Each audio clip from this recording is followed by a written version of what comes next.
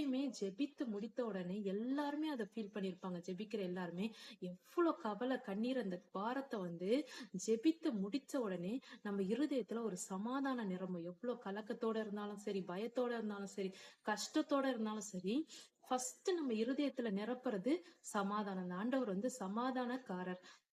அவரு சமாதானத்தின் பிரபு. அப்ப அவர் என்ன பண்றாருன்னா நம்ம இருதயத்துல சமாதானத்தை முதலாவது தரார். அப்போ நம்ம இருதயம் என்ன பண்ணும்? சமாதானம் வந்துச்சுன்னா சந்தோஷம் வந்துரும், நிம்மதி வந்துரும். அதுக்கப்புறம் அந்த இருதயம் கலக்கம் இல்லாம தெளிந்த அமர்ந்த தண்ணீரை போல இருக்கும்.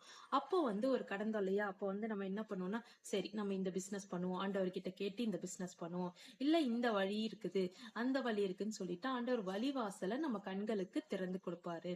அப்போ நம்மளுக்கு இந்த வழியில நம்ம போனோம்னா சரி இந்த காரியம் நேர்த்தியா முடியும் அப்படின்றத ஆண்டவர் நம்மளுக்கு கொடுப்பாரு. நம்ம குழப்பத்திலேயே இருக்கும்போது ஒரு சரியான முடிவையும் நம்மளால எடுக்க முடியாது. ஆண்டவர் முதலாவது நம்மளுக்கு சமாதானத்தை தரும்போது மட்டும்தான் நம்மளால அந்த காரியத்துல இருந்து விடுதலை பெற முடியும்.